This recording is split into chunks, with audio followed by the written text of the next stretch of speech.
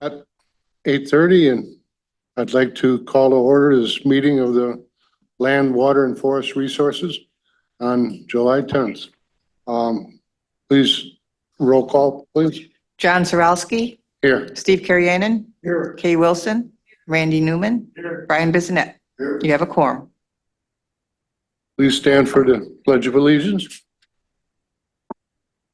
Pledge allegiance to the flag of the United States of America and to the republic for which it stands, one nation, under God, indivisible, with liberty and justice for all.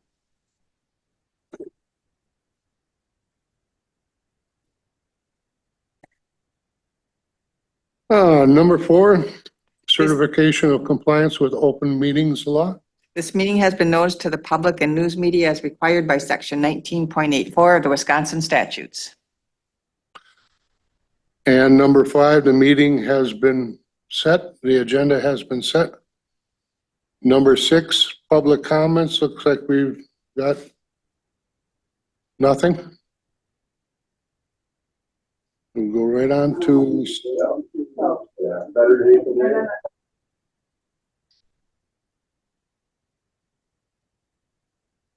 Is that one? Okay. So it's not a comment? Okay, gotcha. Number 7, then I'd like to consider approval for the minutes of the previous meeting. I'd make that motion. Motion is made and seconded. All in favor, say aye. Aye. Aye. All in favor, all opposed? Motion carried. Number 8, the Register of Deeds report. We've got that on the screen. Do you have any questions for a report?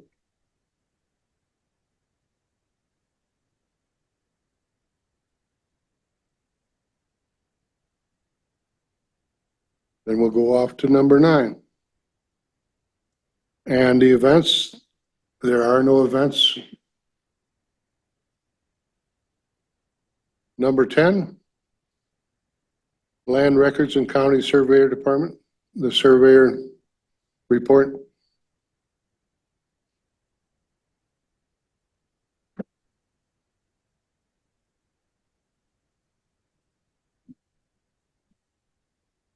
So every month you'll find that Chris Gregory, the county surveyor, does a report, and Kimberly Went, the GIS technician, real property lister, does a report.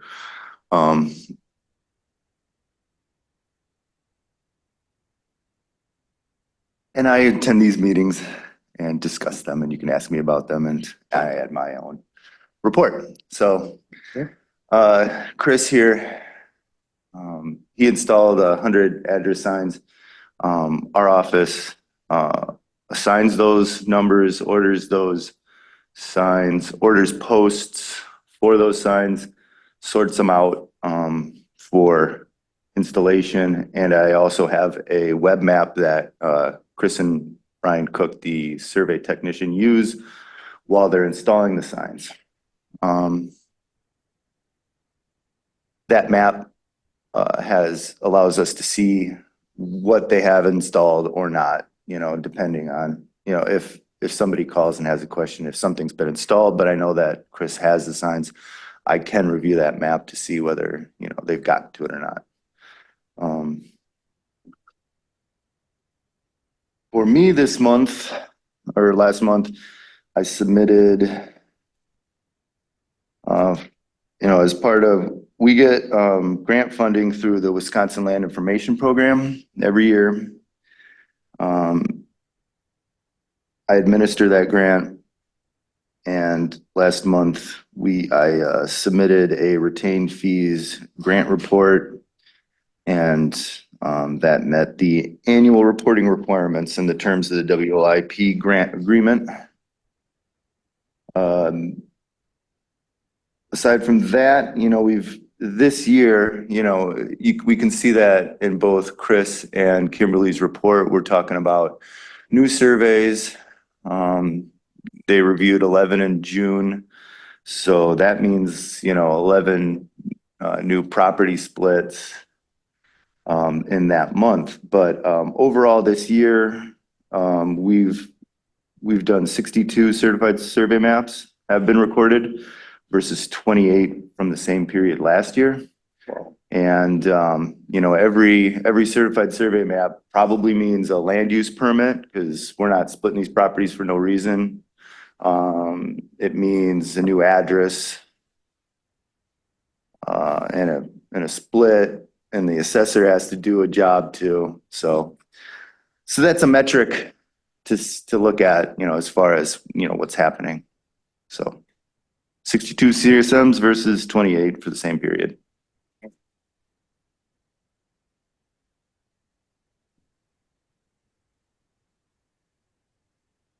Any questions?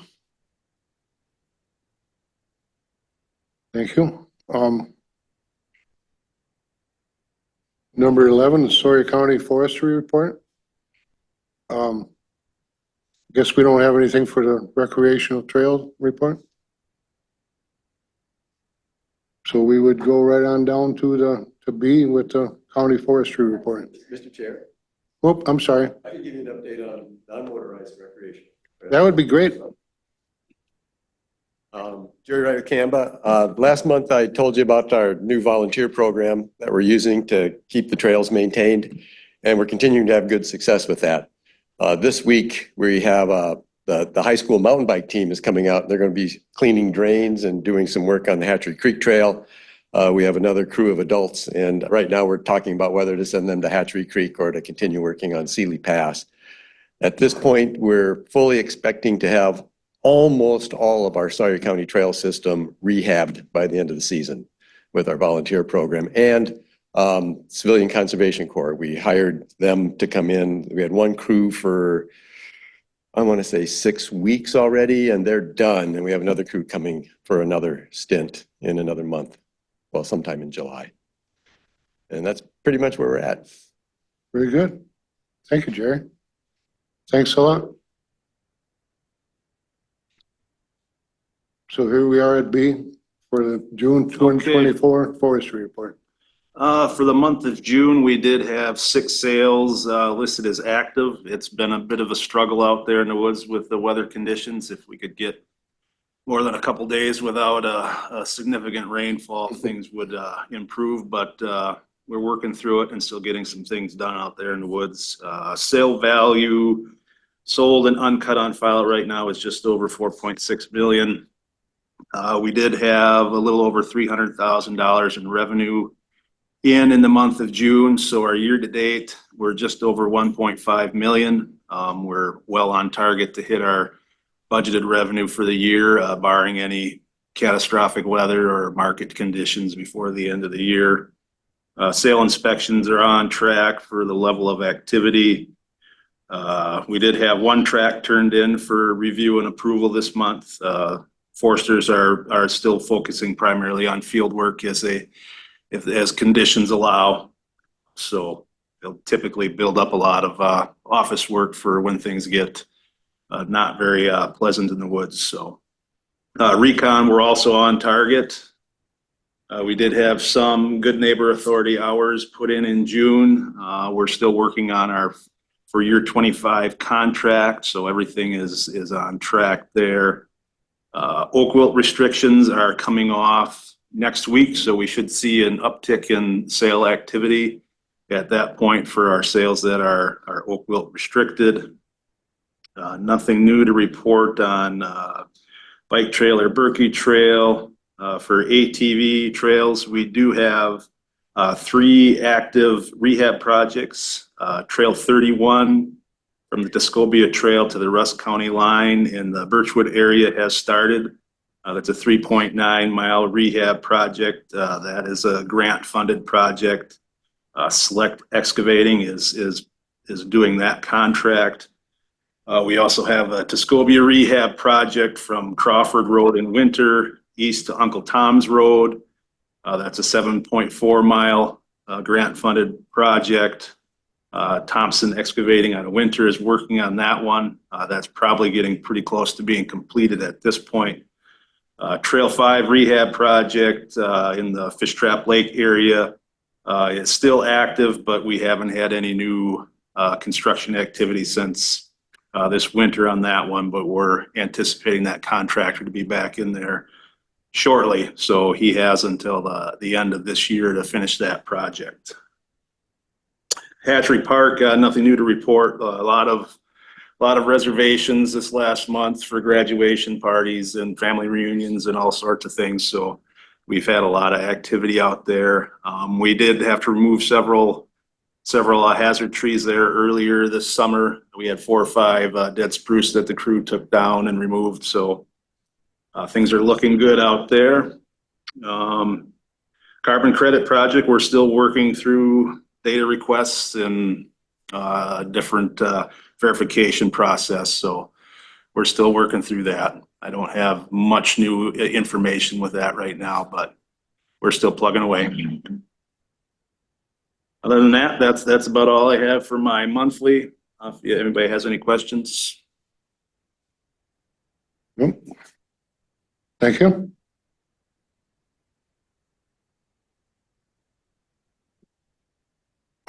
On C here, Andy, with the Draper Road project, is that you? Nope. Great. Yep. So we're applying for a sustainable forestry grant project. This is a grant program through the DNR. We've done these periodically over the years. So counties with county forest are eligible to apply for these grants that they're used for special or short-term or unanticipated projects that promote sustainable forestry. So we have a road project, we have an access issue in the town of Draper that we've put together a grant application to improve our access for both the public and for timber sale access. Brody kind of spearheaded this, so I'm gonna turn this over to Brody to kind of walk through the specifics on this project. So yeah, Greg tasked me to gain some access to a very difficult location within the Draper block over east of Draper. So I went ahead and I laid out a new portion of road that would gain access to approximately 1,200 acres that was previously accessed through a private parcel that we no longer have access through. Anyhow, I got in contact with the DNR forest hydrologist and brought him out there along with Kyle, the assistant administrator. And we located these locations for updates and talked to the forest hydrologist about a silviculture exemption for this. So what we are proposing here in this first phase of that is a 1.5 mile section before the new road construction would begin. So all that is needed for our submission of this grant is county forestry committee approval, whether it's the minutes or a committee resolution. These project specs would include this short narrative, maps, and cost breakdown, and then a signature from myself and Greg. This will also, it doesn't necessarily hinge, but we already have a 99% assurance that the Army Corps of Engineers will give us a silviculture exemption since it's mainly for logging. So that's about all I have on the basics of this project. I guess I can answer any questions if there is any. So basically in step 1, you would be fixing up the road that's currently there. Yeah, there's 9 locations on the existing trail that need updates and 1 large crossing that will need wetland fill, and that's where that silviculture exemption through the hydrologist comes from, so. That, yeah, the repair of the existing trail is the first, and then the second phase will be the new construction. I think that's important to get this accomplished because that's untouched territory there that is way back to the original cutover, I would believe. There's definitely areas back there that have been very difficult to get to, and now that the markets are poorer, other loggers won't even look at some of the sales that we're trying to manage back there for management, wildlife, and recreation. It's all good for that. Am I looking at this right? There's only one culvert needed? Yes, so that main crossing the large crossing location, as I mentioned, has a small culvert right now. I think it's number 9 on your map. And it needs to be a larger culvert, to say the least, but it'll also need some wetland fill there. The other locations will be utilizing rock fords because they're easier to maintain, and they're actually preferred by the forest hydrologist because it allows for a more natural flow of water. And this will essentially be a year-round access? Ideally, within reason, we're gonna gate it. So if Okay, it's, I was gonna ask that question too. Yeah. So, we'll thank you. have it gated in the spring or sensitive periods of the year. Thanks. So the grant, it's 100% grant funding, so there's no county input for funds on this that we're requesting, so.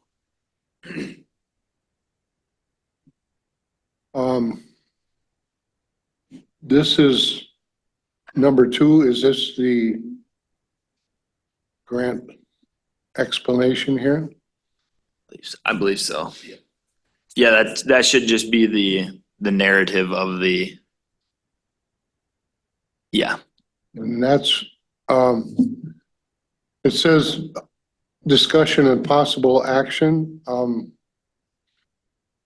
so to move forward with applying for this grant, we need committee approval for this, and then we'll either need the minutes to send with all of our documents to the county forest and public land specialist in the DNR, and then that's how we submit this application for the grant. I'd like to make the motion to give Greg and Brody the permission to submit the grant. Motion's made. I'll second that. Motion is made and seconded to proceed with the project as stated. All in favor, say aye. Aye. Opposed? Motion carried.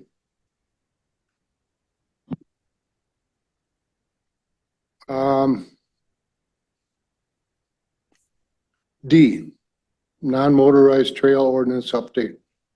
Review. Okay, so as we mentioned last month, CAMBA has a request to formalize the trial period for the Class 1 e-bikes on the county forest mountain bike trail system. So I think Jerry can probably talk a little bit more about specifics of the proposal. Yeah, as noted in the request, we've been seeing an increasing use of Class 1 e-bikes, increasing demand for access for Class 1 e-bikes. And the county ordinance currently prohibits the use of any motorized vehicle on non-motorized trails. Well, these Class 1 e-bikes, yes, they have a motor, but they function as a torque amplifier. So as soon as you start spinning out, there's no more torque to amplify. We had a few little demos, and we dared people to go out there and try to spin the tires. Nobody could. Nobody could spin the tires on dirt. Where we're seeing the most impact is in braking situations, because with you have that torque amplifier. You can go a little faster, so you come into turns a little faster. So we're modifying our trail construction to take that into account. And we're confident we can keep the trail sustainable. And we're going to have a lot more users out on the trail legally, because right now people have been out there anyway. People have been out there, and this is going to be good for pretty much everybody. I can answer any questions anybody has about it. I guess I'd like to know, in the bike Canva people, how is this being accepted? We were concerned about that. There was a bunch of pushback initially, but people are now becoming more accepting of it. There's, to the extent that there's still some anti-e-bike sentiment among the cycling community, they're definitely the minority, and they're coming around. It's gonna be hard to regulate when they read there about the other stages of the bikes go faster for you guys? Or- The biggest problem is there's some manufacturers that are making bicycles now that are switchable between class 1, class 2, and class 3. And I don't have an answer to that. That's an issue. But you know, right now, it's hard to regulate anyway, because they're very quiet. The only way you can tell that it's an e-bike is just by looking, oh yeah, it looks like there's a lot of extra space down there for a battery and a motor. But yeah, that is an issue, but it's an issue regardless. So at this point, it being also a discussion and possible action, would anybody like to make a motion to proceed? I'll make a motion to approve class 1 e-bikes on the mountain bike trails. I'll second it. Okay, motion has been made and seconded. Any more questions? All in favor, say aye. Aye. Motion carried. So I presume at this point, then somebody's gonna have to draft the resolution, and then that would be, is the resolution gonna have to come back for the committee before it goes to the county board, or how are you guys gonna handle that? Yeah, I was gonna talk to Greg after the meeting about that. 'Cause, yeah, I mean, what we have in here, I mean, the motion is to allow class 1 e-bikes. I need to get together with Greg and figure out where we actually need to put that amendment, because it's in the county forest comp plan. It's not anything we have under ordinance, right? Yeah, so yeah, I guess I probably missed that coming into this, but yeah, we have to update the 15-year plan, and we'd have to update an ordinance with that as well. So I probably should have had that ready to go for the meeting here, but we just didn't get That's it. gonna have to go to the DNR for approval, any changes to the 15-year. Right, yeah, so. And I want to do a quick look at it from a legal standpoint, because we looked at this when you piloted it. Yeah, And I remember there was some, at least I felt there was some inconsistent language, because, and I understand what we're doing, we want to make class 1, but the definition of a bicycle is a pedal operated something, and a class 2 bike is still pedal operated. Class 1s are still pedal operated. Class 2s have a throttle. I thought class 3 are the throttles. That might be, I always get confused between class 2 and class 3, but it's. I thought class 2 are faster.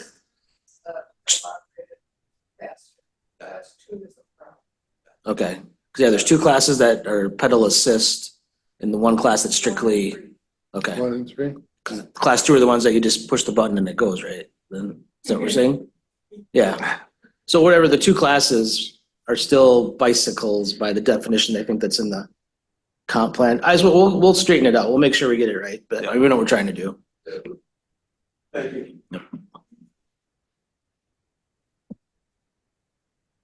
All right, we go to D with the DNR forest report.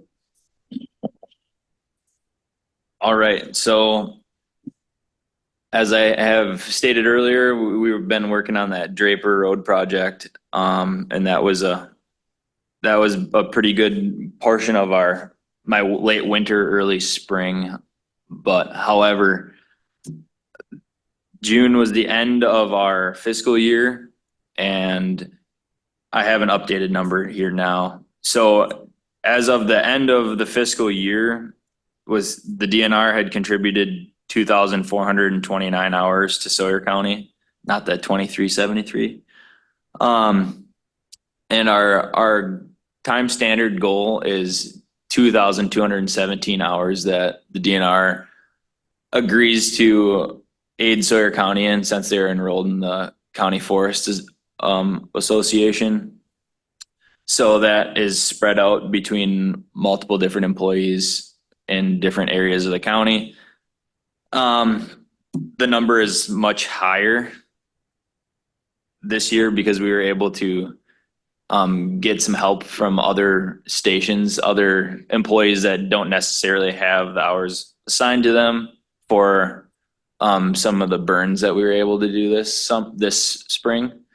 And later last summer, we had also a larger project that we utilized some other folks for too. So that's why the number this year is a little inflated, but usually it's much closer to that 2,217 number. But other than that, been still working on Timbersdale establishment, recon, looking forward to some dozer projects as in scarification later this summer. I think we have one site for that so far, but other than that, still chugging away and now putting in time towards our new 2,217 hour mark.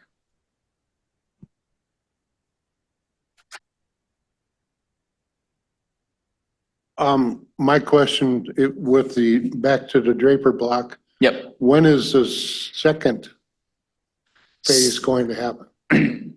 So Or plan? I'm assuming the project will take a year to do the first phase. And when you apply for the sustainable forestry grant, if you've been awarded, the very next year you have a very much lower likelihood of being accepted again. So I'm assuming that it would be a year between parts. That's just my assumption. It could be different. It depends on who applies for the sustainable forestry grant or not. There's always there's a second offering in the latter half of the year, whereas we're applying before August 15th for this one, and we'll know by the 30th if we are awarded. So if that answers your question. Yep. Okay. It all depends on money. Yep. Depends on the money. All right, thank you. Any questions? We go on down to number 12, the zoning conservation department, county report. There we go. Yeah, so zoning office has been extremely busy. That's why I'm here actually answering some emails right now and trying to kind of do two birds with one stone. But as far as conservation side of things, we are starting to get plans together for the Fish Trap Lake Dam replacement project. We would be looking at plan submittals later this fall, with the project occurring in the fall-winter timeframe of 2025. We met with the DNR dam safety engineer just a couple weeks ago and talked to the plan specifics as well as the grant specifics for that. We are still monitoring the curly leaf pondweed on Lake Loretta. County AAS and conservation staff are working with the DNR for the best treatment options out there. Apparently there is quite a bit of an explosion of that CLPW in Lake Loretta, so we do want to get a handle on that before it becomes something even more severe or even finds its way further downstream into Lake Winter.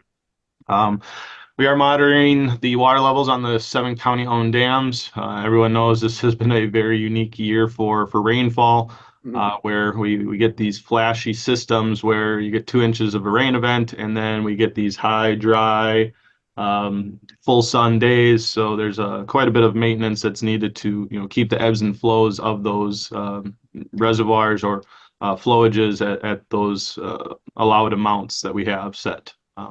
Additional site visits have been conducted by conservation staff, working with property owners with shoreline erosion projects, buffer zone restorations, and design work for potential cost share projects.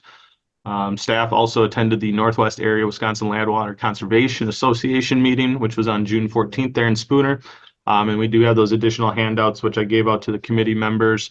I have not had a chance to read over those. If you do have specific questions in those handouts that were given to you, I would have you reach out to either Tim or Natalie in the conservation department. Barring that, if there's any other questions, I could certainly help answer those at this time.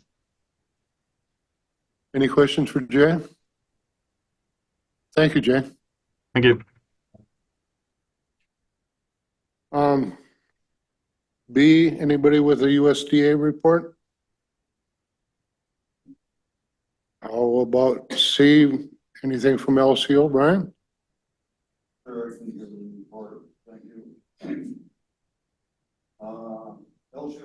Use your mic, please. My apologies. LCO has been dealing with daily nuisance bear complaints. We have no shortage of bears. Our fish hatchery operations are going very well. We're hoping for another successful stocking season. And the last thing I have is the updating of the 2000 Chippewa Flowage Joint Agency Management Plan between the DNR, Forest Service, and LCO. I believe we've had 2 meetings so far. The first one was just an introductory. This last meeting, it's my understanding that they started talking about strategies and how to proceed in updating. There was a whole list of items, but they wanted to know how LCO wanted to proceed with tribal government involvement as well as community involvement. And so I believe towards the end of this month, they're going to be meeting again. But it sounds like they're going to go through it line by line. So it's long overdue. Like I said, I believe it was approved in 2000, so it's time to update it. And so the 3 major landowners on the Chippewa Flowage have had this agreement, and it's worked out pretty well. So, Good. Any questions for Brian? Keep us updated. Sounds like a good thing. Thank you. Number 13, any outside committee updates?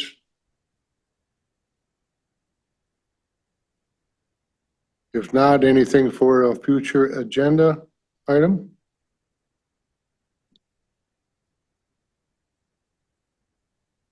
And correspondence reports from conferences and meetings, any at all? Looks like we're adjourned. Thank you all.